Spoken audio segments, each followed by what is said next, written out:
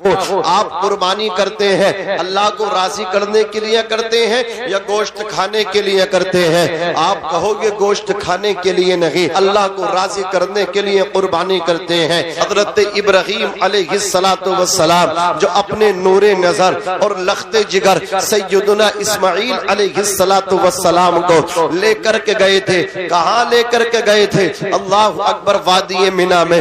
کس کی رضا کے لیے لے کر کے گئے تھے؟ اللہ کی رضا حاصل کرنے کے لے کر کے گئے تھے۔ اللہ اکبر کبیرہ، 90 سال کی عمر ہے، ایجڈ آدمی ہے۔ اللہ فرما رہا ہے قربانی کرو۔ صبح اٹھے 100 اونٹ قربان کر دیے، دوسری رات پھر خواب آیا اے میرے خلیل قربانی کرو، 100 اونٹ پھر قربان کر دیے، تیسری رات خواب آیا، حیرت میں پڑ گئے پروردگار عالم، تیسری رات ہو گئی، تیسری مرتبہ خواب آیا ہے یا کہ بعد دیگرے، پروردگار عالم میں نے 2 دن پہ در پہ 100 اونٹ تیرے نام پر ذبح فرما دیے۔ جناب حضرت ابراہیم علیہ السلام کو کہا گیا جو چیز سب سے زیادہ آپ کو پسند ہو اسے میرے نام پہ ذبح کرو۔ آپ نے اللہ اکبر ذہن پہ زور ڈالا تو اس طرف ذہن متبادر ہوا، جناب اسماعیل علیہ السلام کی طرف دوسرے نکاح سے عقد ثانی سے جو بیٹا آپ کو ملا، پہلی بیوی سے ابھی تک کوئی بیٹا نہیں ملا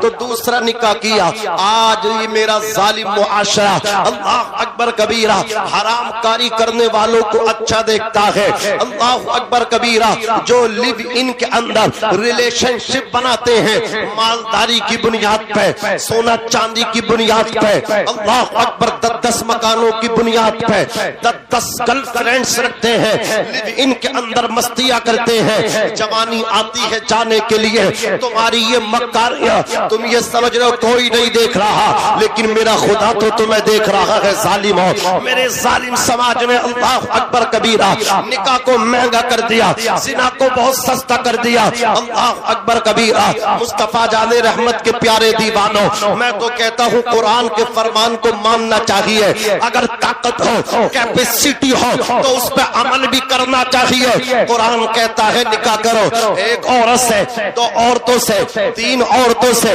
4 عورتوں سے، اگر تم ان کے درمیان عدل اور انصاف کر سکتے ہو، حق زوجیت ادا کر سکتے ہو تو 4 نکاح بھی کر سکتے ہو۔ لیکن اگر کوئی عقد ثانی کر لے لوگ اسے مطلب کیا معیوب نظر سے دیکھتے ہیں، لوگ حقارت سے دیکھتے ہیں۔ عزیزان ملت اسلامیہ مکاریاں کتنی کر لیں لوگ ان کو مطلب کیا ان کی مذمت نہیں کرتے۔ شریعت پہ عمل کرنا اس قدر دشوار ہو گیا۔ مصطفیٰ جان رحمت کی حدیث آپ کو سنانے لگا ہو، آقا نے فرمایا تھا ایک زمانہ امت پہ ایسا آئے گا ہاتھ میں انگارہ رکھنا تو آسان ہوگا لیکن شریعت پہ عمل کرنا اس سے زیادہ مشکل کام ہوگا۔ مصطفیٰ نے فرمایا ایک زمانہ امت پہ ایسا آئے گا میرا امتی صبح کو تو مسلمان ہوگا، شام ہوتے ہوتے کافر ہو جائے گا، اور شام کو مسلمان ہوگا، صبح ہوتے ہوتے کافر ہو جائے گا۔ نہ سمجھو گے تو مٹ جاؤ گے۔ اے ہندی مسلمانوں تمہاری داست تک نہ ہوگی داستانوں میں، وزامت تم ہو نصارہ تو تمدن میں ہو لوگ۔ یہ مسلمان ہے جنہیں دیکھ کے شرمائے یہود، یوں تو سید بھی ہو، مرزا بھی ہو، افغان بھی ہو، تم سبھی کچھ ہو، بتلاؤ کہ مسلمان بھی ہو۔ مسلمانوں کی حالت اتنی بدتر ہے، اتنی بدتر ہے، دلت اور پسماندہ سے زیادہ اگر کسی کی حالت اللہ اکبر کبیرہ خراب ہے تو وہ قوم مسلم ہے۔ وجہ یہ ہے ساری پارٹیوں کی ٹھیکیداری انہی کے کاندھوں پہ ہے، سب کے جھنڈے یہی اٹھائیں گے، سب کے بینر یہی اٹھائیں گے، سب کے لیے دریا یہی بچھائیں گے۔ اے میری ملت کے جوانوں بند کرو نوٹنکیاں، بند کرو جھنڈے اٹھانے، بند کرو ایجنڈوں پہ عمل کرانے، بند کرو دریا بچھانا، بند کرو نعرے لگانا۔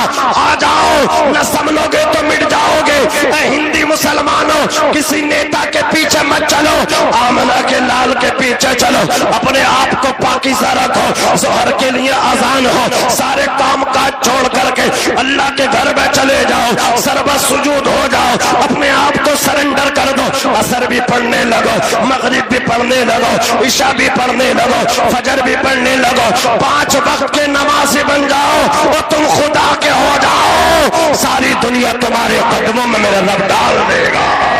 کی محمد سے وفا، تو نے تو ہم تیرے ہیں، یہ جہاں چیز ہے کیا لوح و قلم تیرے ہیں۔ اب آپ کا سننے کا مونڈ بن ہی گیا ہے تو چلیے تصور میں بریلی شریف میرے امام فرماتے ہیں یا رسول اللہ جوانوں اب جھومو، نیتاؤں کی باتیں سن کے بہت جھومتے ہو، سنا ہے کوکروچ پارٹی چلی ہے، سب سے زیادہ مسلمان اس میں جڑ لگا ہے۔ وہ میرے بھائی جڑنا ہے تو مسجد سے جڑ جا، جڑنا ہے تو مدرسے سے جڑ جا۔ مسجد ویران ہے مرثیہ خوانی کر رہی ہے، مسجد مرثیہ خوانی ہے کہ نواسی نہ رہے، یعنی وہ صاحب اوصاف حجازی نہ رہے۔ مسجد تو بنا لی شب بھر میں، ایمان کی حرارت والوں نے، من اپنا پرانا پاپی تھا برسوں میں نمازی بن نہ سکے، اور ڈاکٹر اقبال کی تربت سے آج بھی آواز آ رہی ہے، آج بھی جو برہیم سا ایمان پیدا آگ کر سکتی ہے انداز گلستہ پیدا۔ پارٹیاں بنتی ہیں ٹوٹنے کے لیے، گروپ بنتے ہیں ختم ہونے کے لیے، لیکن تو اپنے نبی کا ہو جا، جب تک زندہ رہے گا دنیا یاد کرے گی، اور جب دنیا چھوڑ کے جائے گا لوگوں کے دلوں میں راج کرے گا۔ ان کی بات کر، یہ اصول بتا رہا ہو، مصطفیٰ کی بات کر، مصطفیٰ کا نعرہ لگا، مصطفیٰ کا جھنڈا اٹھا، مصطفیٰ کے ایجنڈے کو نافذ کر، نبی کی بات کر، زمانے میں راج کر، دلوں پہ حکومتیں کر۔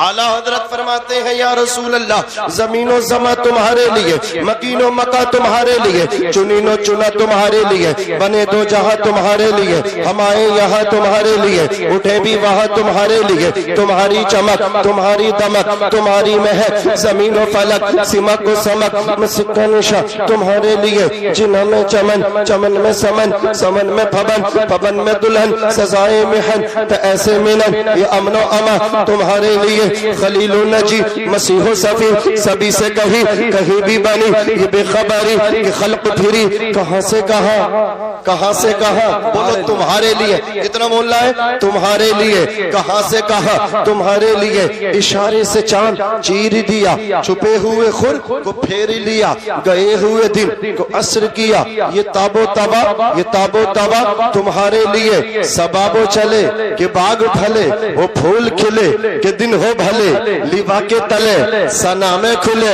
رضا کی زبان اونچا بولو رضا کی زبان۔ بتاؤ ملت کے جوانوں نماز پڑھنے سے کام چلے گا یا کسی پارٹی میں جڑنے سے کام چلے گا؟ کوئی بچائے گا تمہیں؟ کوئی نہیں بچائے گا، اللہ بچاتا ہے، وہ موت دیتا ہے، وہ عزت دیتا ہے، وہ ذلت دیتا ہے۔ اس رات کو ڈھلنے میں کچھ دیر نہیں لگتی، سورج کو نکلنے میں کچھ دیر نہیں لگتی، مت دیکھ حقارت سے مزدور کے بچے کو، تقدیر بدلنے میں کچھ دیر نہیں لگتی۔ حالات یہ ہیں میری ملت کے جوانوں کے، ذہن سازی دنیاوی طرز پہ یہود و نصارہ والی ہو گئی، بڑے لوگوں سے تعلقات ہوں گے تو بڑے بنیں گے، اور تعلقات سے بڑے نہیں بنو گے جب تک اللہ رسول سے محبت نہیں کرو گے، غربا سے پیار نہیں کرو گے، ان سے محبت نہیں کرو گے، ان کا دست و بازو نہیں بنو گے، جب تک تم بڑے نہیں ہو سکتے۔ حالات یہ ہیں، خوددار میرے شہر کا فاقوں سے مر گیا، راشن جو آ رہا تھا وہ افسر کے گھر گیا، چڑھتی رہی مزار پہ چادر تو بے شمار، باہر جو ایک غریب تھا سردی سے مر گیا، روٹی امیر شہر کے کتوں نے چھین لی، فاقہ غریب شہر کے بچوں میں بٹ گیا، چہرہ بتا رہا ہے کہ مارا ہے بھوک نے، حاکم یہ کہہ رہا ہے کچھ کھا کے مر گیا۔ عزیزان ملت اسلامیہ ذرا توجہ فرمائے، ایک تو ہے ذبی اللہ کے پیارے نبی صلی اللہ علیہ وسلم کے والد ماجد حضرت عبداللہ، اور ایک ذبی اور میں آپ کو سنا رہا ہوں جناب حضرت ابراہیم علیہ السلام، حضرت اسماعیل علیہ السلام کے بارے میں۔ جناب ابراہیم نے جب توجہ کیا تو آپ پہ نگاہ جا کر کے آپ کی ٹک گئی، 90 سال کی عمر میں دوسرا نکاح کیا کہ حضرت ابراہیم علیہ السلام نے، اور میرے تیرے نبی نے 11 نکاح کیے ہیں؟ بولو کتنے نکاح کیے ہیں؟ حضرت فاطمہ الزہرا رضی اللہ تعالی عنہا جب تک مولا علی کے نکاح میں رہیں آپ نے کوئی نکاح نہ کیا، لیکن حضرت فاطمہ الزہرا کے بعد وصال آپ نے کئی نکاح فرمائے ہیں۔ آپ کے غالباً 32 بچے ہیں مولا کائنات شیر خدا کے، اور غالباً 9 بیویاں ہیں۔ آپ ذرا توجہ فرمائیں، یہ نکاح فرمائے ہیں، لیکن اس کو معیوب سمجھا ہے شریعت پہ۔ چلو ملت کے جوانوں، اب آؤ جناب ابراہیم نے نکاح کیا دوسرا، ایک بیٹا ملا جناب اسماعیل علیہ السلام، آپ کے ساتھ چلنے پھرنے کے قابل ہو گئے۔ فلما بلغ معه السعی، اللہ اکبر، جب وہ بیٹا چلنے پھرنے کے لائق ہو گیا تو آپ نے اپنی بیوی سے کہا اس کو دولہا بنا دے، میں ایک شادی میں لے کر کے دعوت میں لے کر کے جانا چاہتا ہوں۔ آپ کی شریک حیات نے اپنے بیٹے کو سجا دیا، جناب اسماعیل کو لے کر کے ابراہیم چلنے لگے، ہاتھ میں چھری بھی ہے رسی بھی ہے، بیٹا ساتھ جا رہا ہے۔ شیطان کے پیٹ میں درد اٹھا، اس نے ورغلانے کی کوشش کی ہے۔